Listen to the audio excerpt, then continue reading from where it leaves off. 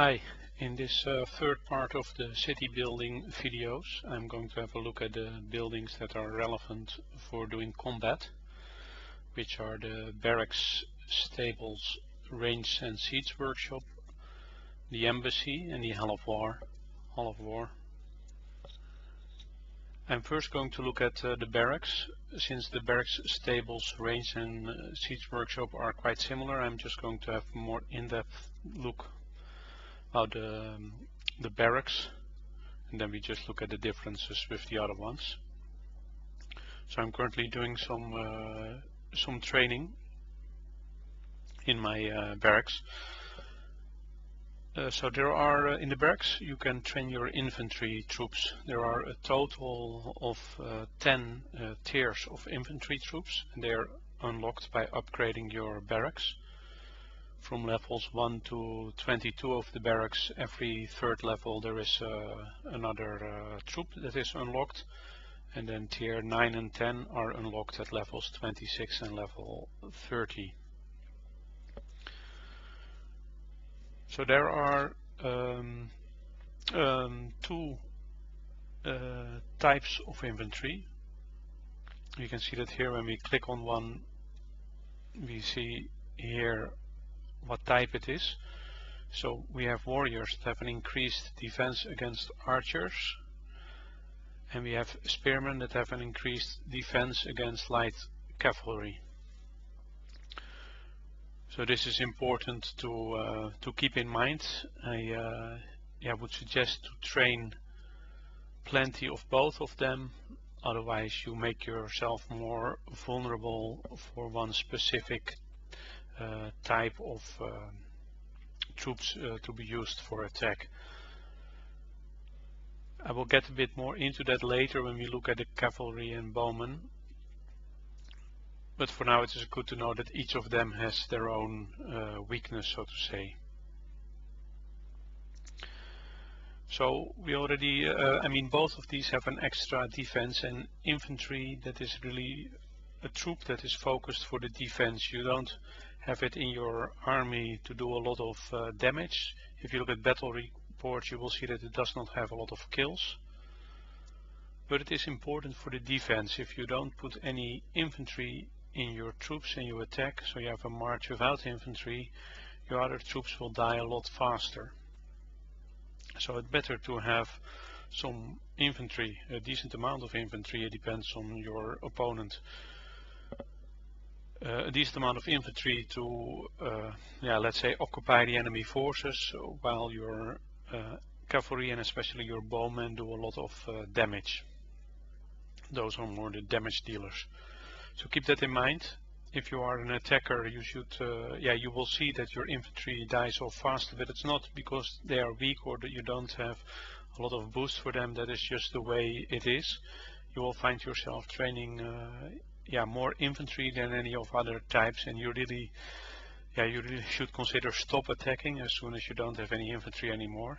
It could be tempting to continue attacking. You're in a flow, but then when you continue attacking while you don't have any infantry to put in your marches, you will see that the rest of your troops die very fast, and that's just a waste. So if you look at training, the amount of troops you can train and the speed with which they are trained that is mainly influenced by the number and level of your military tents. There are a few other ways, some gear, but the main influence is the military tents. So if you have, you want to be able to train a lot of troops at the same time, you might want to have a lot of military tents. Personally, I'm on a lot, and I don't find that training a lot at the same time is that important. I'm not training troops 24/7, so I have a relatively few amount of military tents, but it's something to consider. Training infantry is part of the daily rewards, just as any of the other 4 types of troops. So I will now look. One more thing. Since infantry is not a damage dealer, if you have, if you participate in things like a portal challenge or attacking other special event monsters where it's just about doing damage, then you don't need to put any infantry in there. You can better focus on damage dealers. This is not, just to be clear, this is not true for the normal monsters.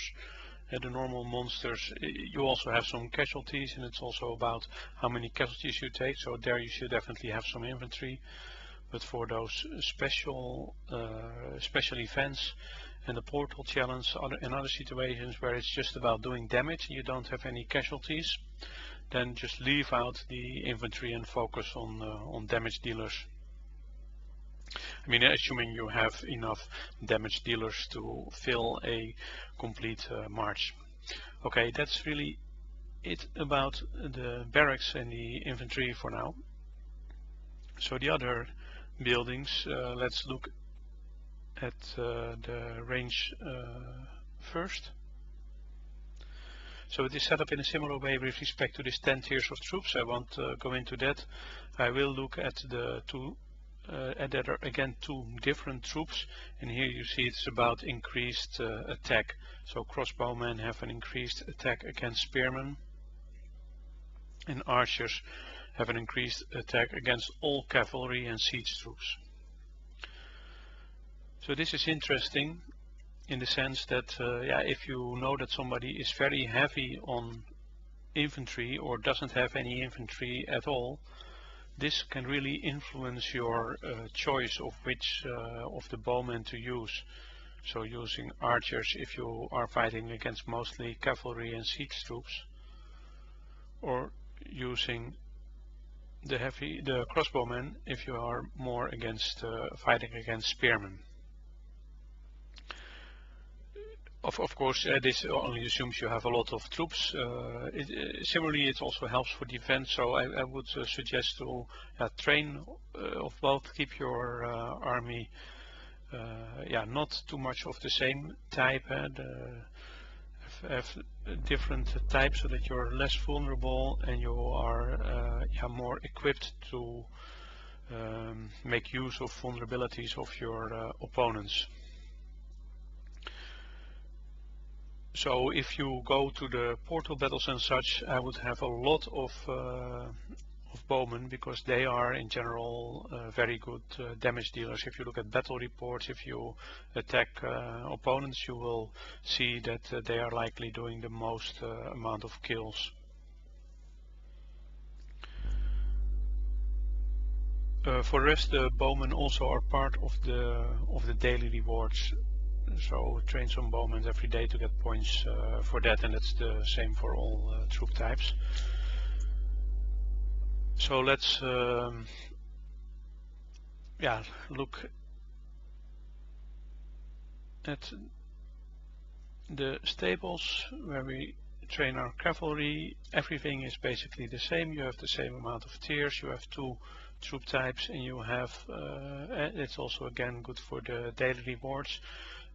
I would say that cavalry is a bit in between bowmen and infantry. They do a decent amount of damage, a lot more than infantry, but they are they're also still used a bit as a buffer. You will see that your infantry in general, your infantry dies first, and then your cavalry, and then your bowmen.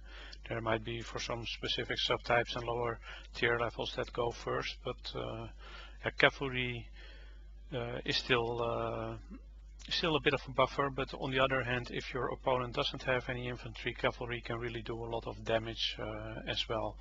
So if you look at the two troop types, we have the heavy cavalry that has an increased attack against warriors, and light cavalry against archers.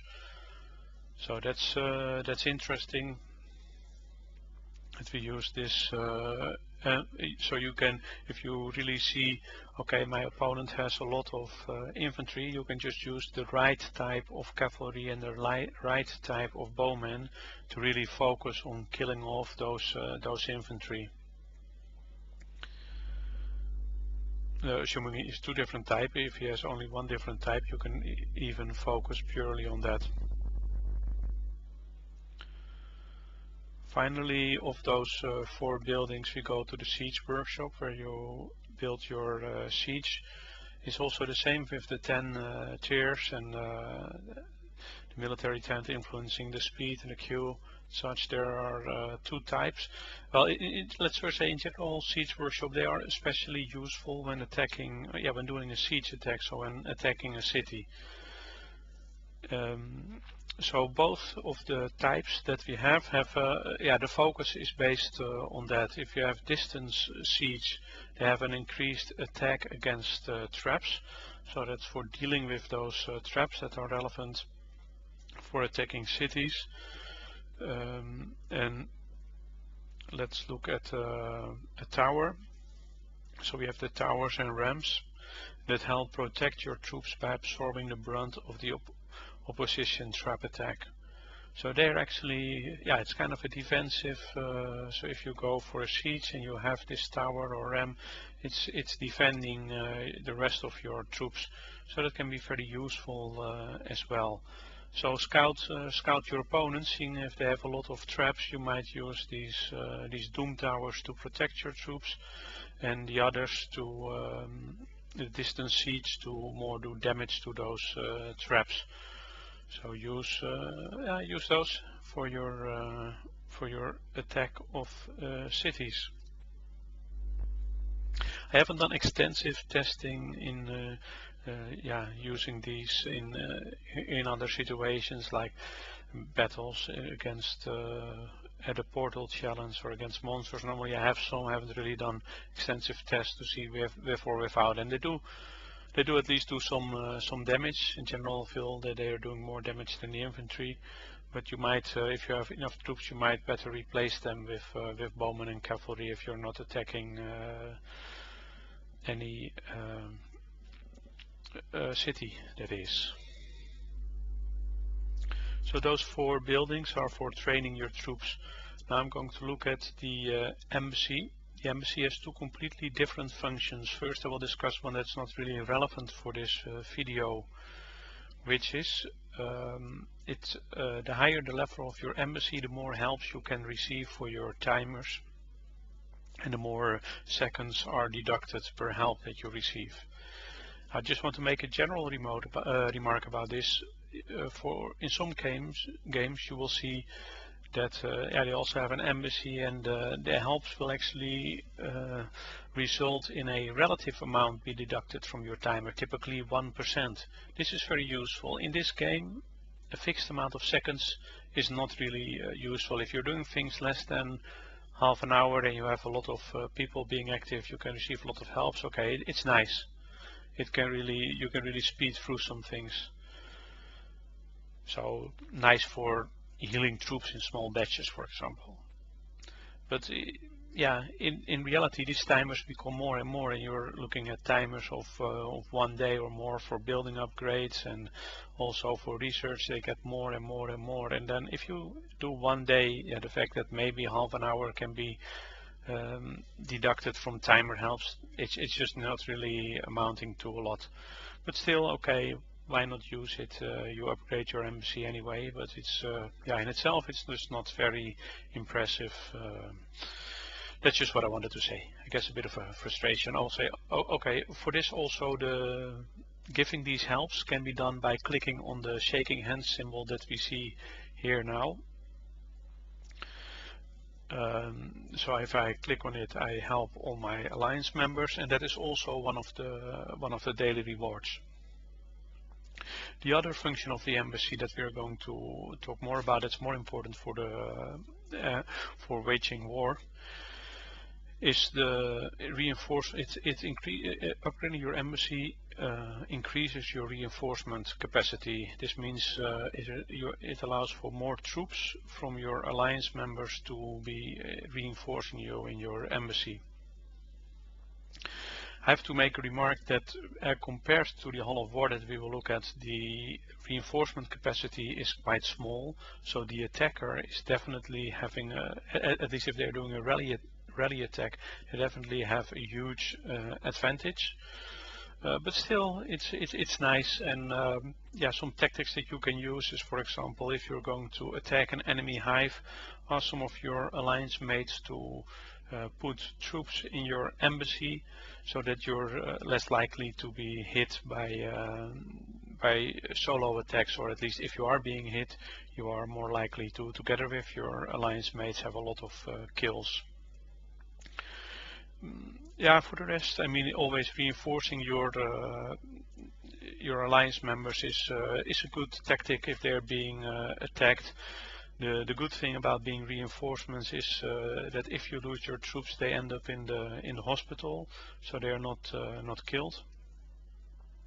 So from that point of view, yeah, you might consider reinforcing alliance members if your hive is being attacked, as opposed to throwing your troops at the invaders. Because if you attack a castle yourself, a city yourself, then yeah, your troops, when you lose your troops, will all be killed. So that is yeah, reason to favor reinforcing. Okay, that's okay. Yeah, the reinforcing is also part of the daily rewards. And about the embassy, it's a prerequisite for both the Hall of War and the trading post. So another reason to upgrade your embassy if you weren't convinced yet. It should be yeah, one of the first buildings to upgrade, I would say. Looking at the menus, so we have this reinforce menu. Here you can see, currently I don't have any reinforcements, but here you can see the total of reinforcements that you have, and even the specifics, both the summary and the specifics. With the help, you can see an overview of all the helps that you get. That's generally not so relevant. It's your friend, your alliance mate, so you always want to just click on help all, no need to inspect first. The Great Hall is, well, we won't go into that too much, but that's something more for the king of the kingdom, so it's not so relevant for general players here. The king can leave a message for all his subjects, and he can use the royal coins to yeah, to buy certain skills, they call it here. But yeah, it's not so relevant for the rest. It just happens to be accessible via the embassy building. So the final building we are going to look at is the Hall of War. This is yeah, very interesting building, very important building, I would say.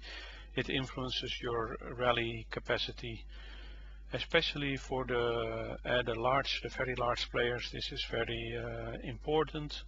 The rally capacity is mainly determined by this building. There's some, at least some more alliance research, maybe some other things where you can increase it as well, but mainly by this building. And yeah, the rally capacity, it influences the total capacity for rally attacks. So with how many troops you can do a combined attack of many players of your alliance towards your enemies. And that's really, yeah, the size of that, the amount of troops is going to be very important to determine whether those attacks are going to be successful.